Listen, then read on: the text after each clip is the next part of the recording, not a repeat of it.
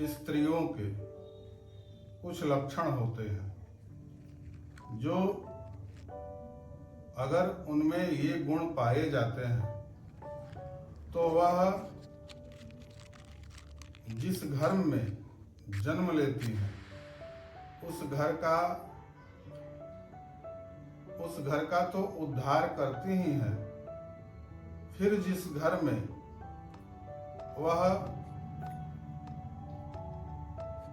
विवाहित होकर जाती हैं वहां का भी उद्धार करती हैं। स्त्री का एक उसका अपना लक्षण होता है जो कि उसको प्रदर्शित करता है कि यह स्त्री शुभ लक्षणों से युक्त है।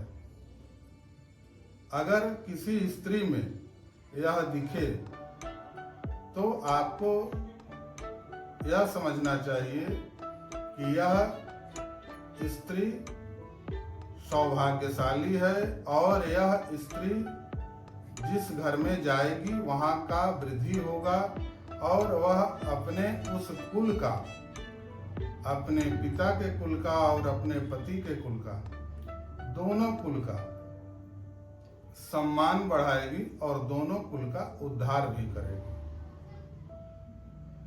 तो कुछ शुभ लक्षण होता है स्त्री का जो कि इसका वर्णन पुराणों में किया गया है। उसमें से कुछ लक्षण आज हम आपको बताएंगे।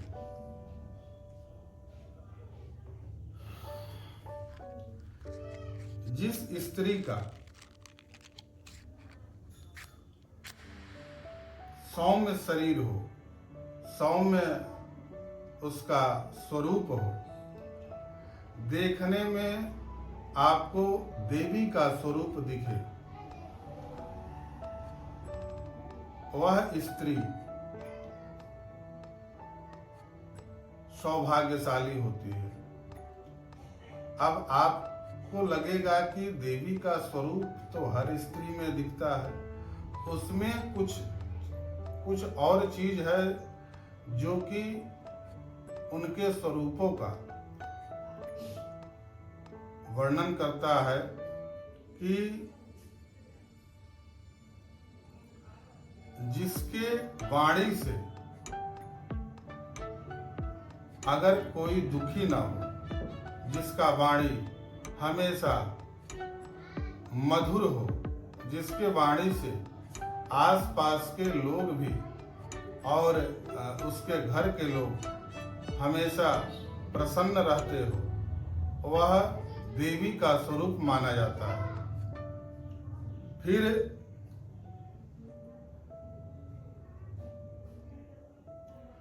जिसका मस्तक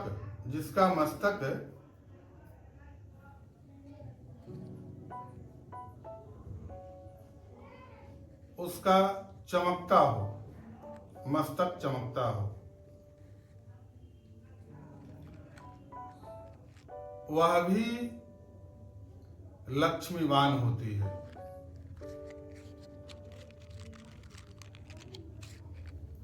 और जैसे कोई औरत होती है, जो स्त्री कोई होती है कि उसका एक चलने का उसका एक तरीका होता है, तो इसका वर्णन है कि जो मंद गति से चले, जो स्थिरता से चले, तेज गति में ना चले। तेज गति में यानी कि उसका चलने का भी एक स्वरूप होता है। तो अगर उस तरीके से उसमें एक मंद गति हो, हालांकि इसमें एक उसका उपमा दिया गया है हाथी का उपमा दिया गया है कि जिस तरह से हाथी मंद गति से चलती है, तो अगर वह उसमें अगर वह मंद गति हो और उसमें उसका लोक लज्जा इत्यादि ये सब बना रहे और दिखे कि हाँ वह उसमें ये सारा चीज दिखे, तो उसको हम लक्ष्मीवान स्त्री का लक्षण यह लक्ष्मीवान स्त्री का लक्षण होता है। हालांकि इसमें कुछ और चीज वर्णन है जो कि विस्तृत रूप से हम नहीं बता सकते हैं। आपको कुछ चीज हम इसमें बता देते हैं। इसमें जैसे कि किसी स्त्री का पूरे शरीर में रोम दिखता हो या उसके शरीर में नस नाड़ी उभरा हुआ हो, तो नस नाड़ी जो उभरा हुआ रहता है वह सही नहीं होता है या शुभ लक्षण नहीं होता है। जिसका इस तरह से अगर होता है तो वह शुभ लक्षण नहीं है। एक इसमें विशेष है कि जिस स्त्री का उसका पैर का कनिष्ठिका अंगुली धरती का स्पर्श अगर वो नहीं कर पाता है तो वह नारी, वह स्त्री विशेष अशुभ फल देती है। और इसमें कुछ चीज और भी है कि अगर उसमें कई अवगुण है, बहुत सारा अवगुण है, मगर उसका अगर प्राण अपने पति में बसता हो, पति के अलावे किसी और के बारे में न सोचे,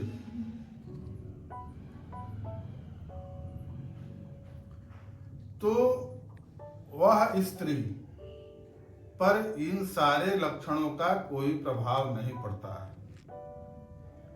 उसे अगर उसमें यह सारा गुण है कि वह अपने पति के अलावे किसी और को कुछ ना समझे और पति को ही अपना सब कुछ माने, पति में ही उसका प्राण बसे, तो वह स्त्री में अगर हजारों अवगुण दिखता है तब पर भी वह शुभ लक्षणों से युक्त है।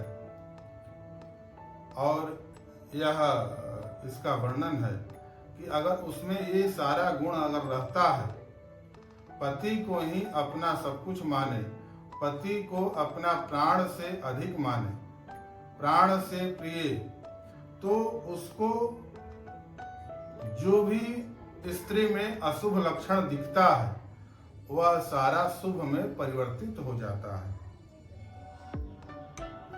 हालांकि सूक्ष्म में हम कुछ चीज बता देते हैं, जैसे कि स्त्री का कुछ अंग का इसमें स्वरूप है कि उसका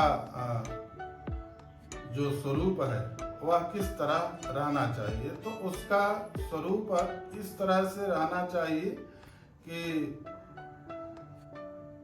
बहुत दुबला भी ना हो, बहुत मोटा भी ना हो, सौम्य शरीर हो, लंबा बाल हो,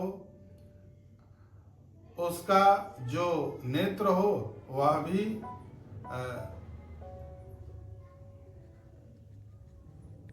उसमें आपको ऐसा लगे कि यह एक देवी का स्वरूप इसमें दिखता हो। तो ये सारा बहुत सारा इसमें चीज है जो कि हम प्रकट नहीं कर सकते हैं। उसमें आपको दिखे कि हाँ ये एक देवी का स्वरूप इसमें दिख रहा है। ये सारा लक्षण अगर उसमें दिखे तो वह शुभ लक्षणों से युक्त सौभाग्यवती स्त्री होती है और वह अपने पति के कुल को भी और अपने पिता के कुल को भी दोनों का उद्धार करती है।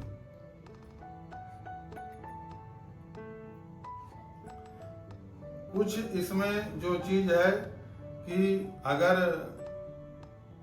बहुत सुंदर भी हो, बहुत उसका स्वरूप अच्छा हो मगर उसका वाणी कटु हो तो उसको देवी का स्वरूप नहीं माना जाएगा।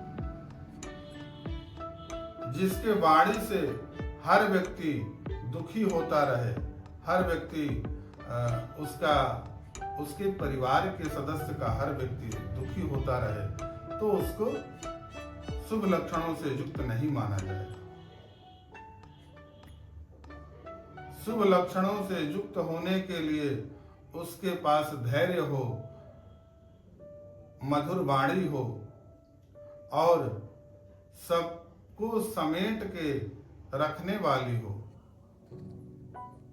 वही शुभ लक्षण से युक्त स्त्री का लक्षण होता है और वह अपने कुल का भी उद्धार करती है, अपने यानी कि पिता के कुल का भी और पति के कुल का भी उद्धार करती है। तो स्त्रियों का विशेष रूप से अगर कुछ उसमें दोष भी है और अगर वह पति को अपने प्राण से प्रिय अगर समझती है, पति के अलावा और किसी को उस भाव से नहीं देखती है, अपना निरंतर जो उसका प्रेम है वो पति के प्रति बना रहता है, तो वह अगर अशुभ लक्षणों से भी युक्त है तो वह शुभ में परिवर्तित हो जाता है। यह हमने कुछ स्त्री के लक्षण के बारे में हमको मिला था, जो आज आपको हमने बताया है। जय भगवान।